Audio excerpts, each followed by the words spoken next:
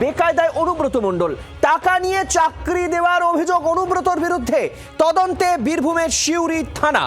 অনুব্রত, জীবনকৃষ্ণ সাহা সহ 6 জনের বিরুদ্ধে অভিযোগ। কল্যাণ ঘোষ নামে এক ব্যক্তির থেকে টাকা নেওয়ার অভিযোগ অনুব্রতর বিরুদ্ধে। প্রসেনজিৎ মালাকার রয়েছেন আমাদের সঙ্গে এই মুহূর্তে টেলিফোন লাইনে। প্রসেনজিৎ, অনুব্রত যতই তিনি ক্লিনচিট নিজেকেই দেওয়ার চেষ্টা করুন না কেন, আবার এক অভিযোগ। দেখো, একেবারেই তাই, এবং বলা যেতে পারে যত সময় গড়াচ্ছে তত বেশি চাপ এবং বিপাকে পড়ছেন অনুব্রত মণ্ডল। একের পর এক মামলা, কখনো ইটের ভাটা থেকে ইট চুরির ঘটনা, আবার কখনো চাল নামে টাকা দেওয়ার ঘটনা। এবং একেবারে অভিযোগ উঠছে যে 2017 সালে এই কল্যাণ ব্যানার্জি নামক ব্যক্তির পরিবারের লোকের কাছে টাকা নিয়েও চাকরি দেওয়া হয়নি, টাকা আত্মসাৎ করা হয়েছে, এমনটাই কিন্তু অভিযোগ। এবং এক্ষেত্রে কিন্তু অনুব্রত মণ্ডল, জীবনকৃষ্ণ সাহা সহ 6 জনের বিরুদ্ধে কিন্তু এই অভিযোগ তারা মোট দায়ের করা হয়েছে। ইতিমধ্যে পুলিশ তার তদন্ত শুরু করেছে। পুলিশ আজকে আদালতে একটি রিপোর্টও জমা দিয়েছেন। ফলে সে জায়গায় দাঁড়িয়ে চাপ আরো বেশি বাড়ছে। প্রশ্ন উঠছে, তুমি জানো যে এই যে চাকরি দুর্নীতির মামলা, সেই মামলা কিন্তু জল অনেক দূর অব্দি গড়িয়েছে এবং জীবনকৃষ্ণ সাহাকে আগে গ্রেপ্তারও হতে হয়েছিল। এবং আমরা প্রথম থেকেই জানি জীবনকৃষ্ণ সাহার সাথে অনুব্রত মণ্ডলের কিন্তু একটা সুসম্পর্ক রয়েছে, যেটা পূর্বতন সময়ে বারবার দেখা গেছে। ফলে সেখান থেকে তারা একসাথে জড়িত, এমনটাই পুলিশের তরফ থেকে সন্দেহ, এবং যারা অভিযোগ করেছেন তারাও সরাসরি কিন্তু অনুব্রত মণ্ডলের নাম উল্লেখ করেছেন। ফলে এই চাপ বৃদ্ধির পরে ইতিমধ্যেই তুমি জানো যে অনুব্রত মণ্ডল কিন্তু রাজনৈতিকভাবেও তার শিবির বদল করেছেন, অর্থাৎ কালীগাছ থেকে ঋতব্রত শিবিরে তিনি যোগদান করেছেন।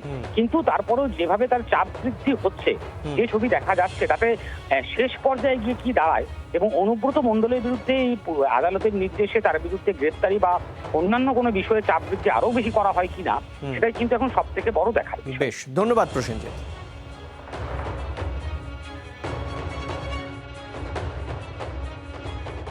একজনের কাছে 6 লাখ, একজনের কাছে 3 লাখ, একজনের কাছে 2 লাখ এইভাবে নিয়েছিল। এবং পরবর্তীকালে অদ্ভুত ব্যাপার, এই কেসে অন্যান্য কেসে যতটা পাওয়া যায় না, এই কেসে একটা ডকুমেন্ট আমি পেলাম, একটা নয় অনেকগুলো ডকুমেন্ট, যেখানে কল্যাণ ঘোষের বোন এবং আরও কয়েকজন যারা সাক্ষী, তাদের প্রত্যেকের নামে অ্যাপয়েন্টমেন্ট লেটার ইস্যু হয়েছে এবং সেই অ্যাপয়েন্টমেন্ট লেটার শিক্ষা দপ্তর থেকে ইস্যু হয়েছে।